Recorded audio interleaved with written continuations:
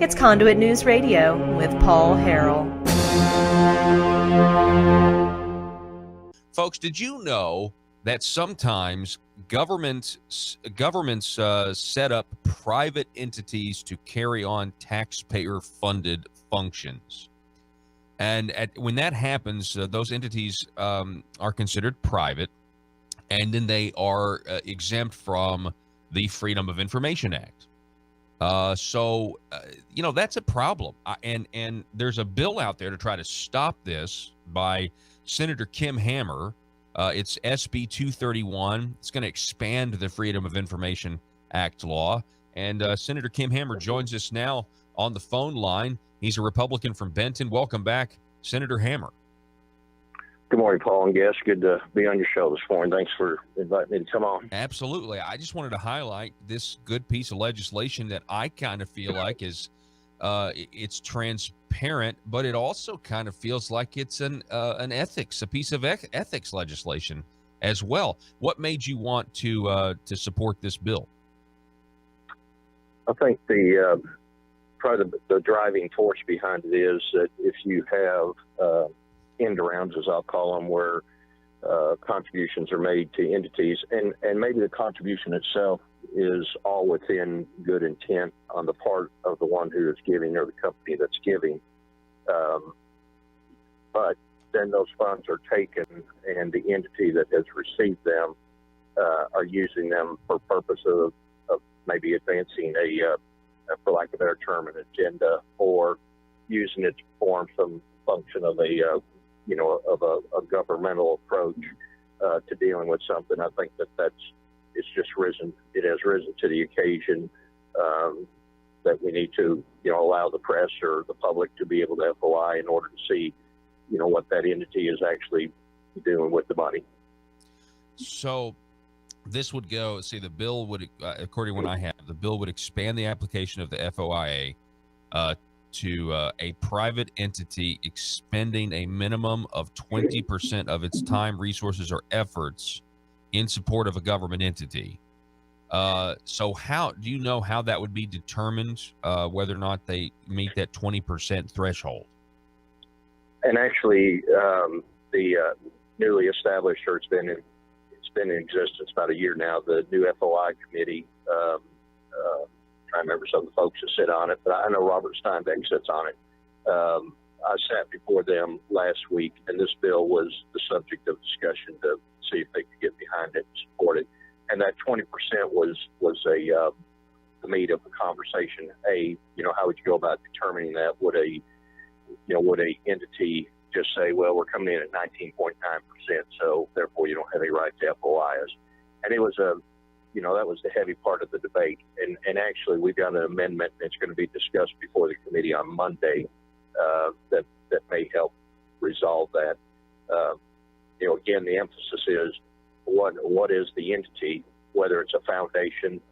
And you may remember maybe about 6 months ago, it seems like it comes up periodically, which is part of what stemmed the drive for the bill, that the press has tried to access some various foundations that are, doing things with state money, but yet they're doing things with private money, and they were, not accessed, hiding behind the shield of being a foundation. So, we're going to be back before the committee, or I'm going to be back before the committee on Monday to take that amendment, discuss it, see what about that 20% threshold. That's great.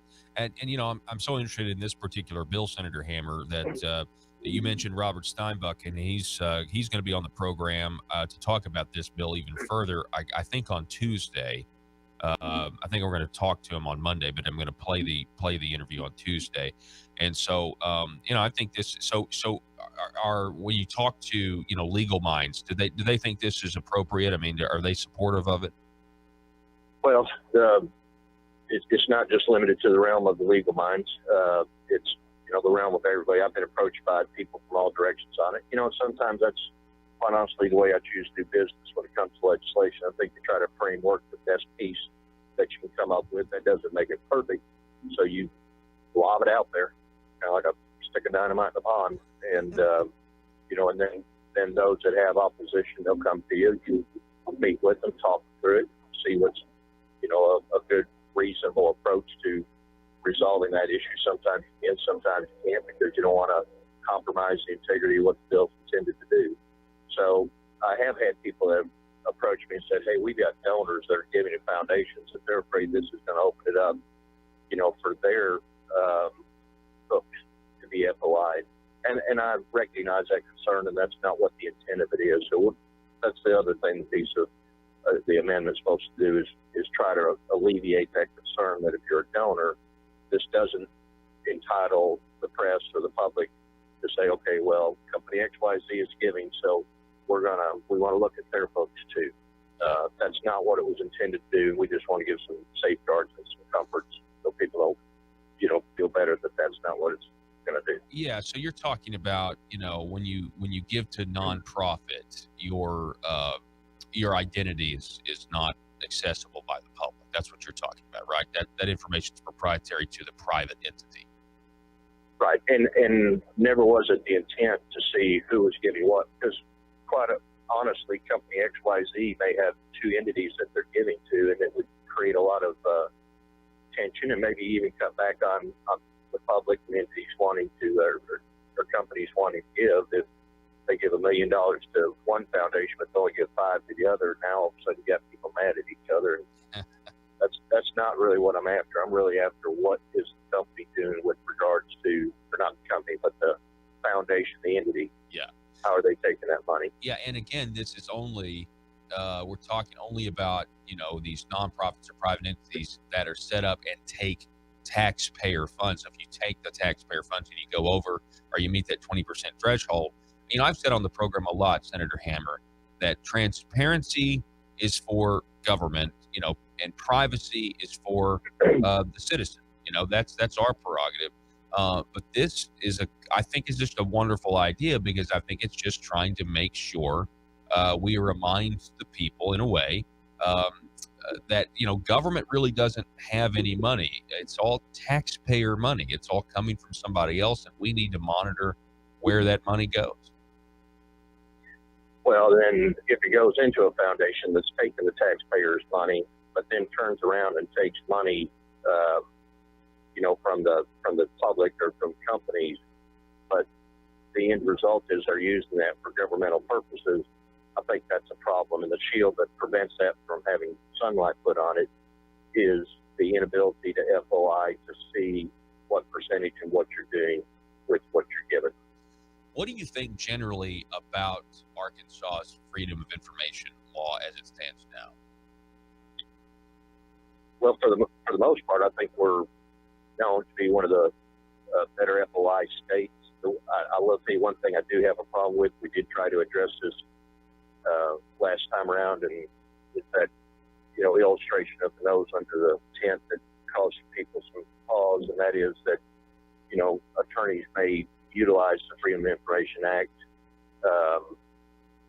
at a great burden to state agencies to access information sometimes which I don't think is really relevant to the case they're working on. They just want to bird dog the agency. That's not fair to the taxpayer, because now you got staff. In some cases, they've had to create divisions. They're having to provide that information.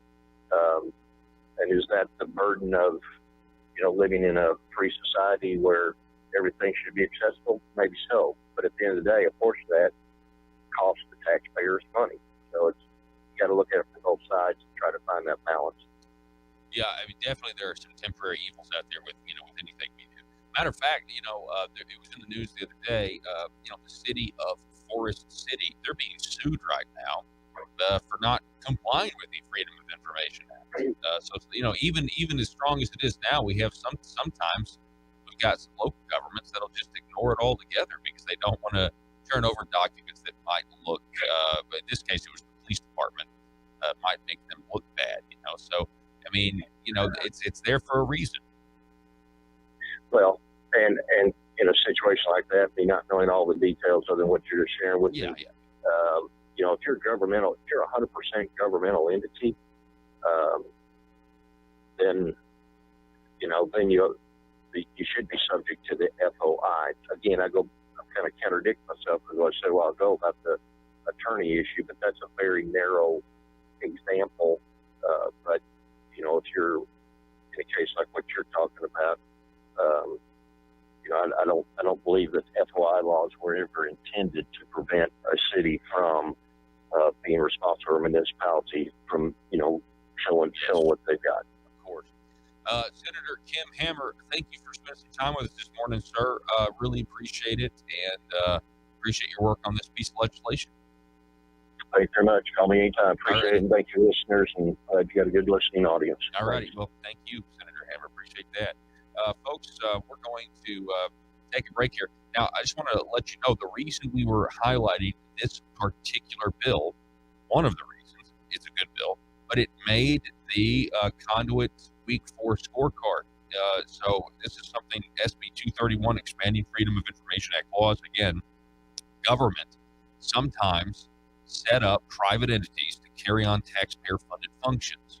These private entities are then exempt from the Freedom of Information Act, keeping taxpayers in the dark on what the entity is doing with taxpayer money. This bill would capture those entities and make them subject to the Arkansas Freedom of Information Act law. Again, privacy's for the citizen. Transparency is for government. We're going to be back in just a moment.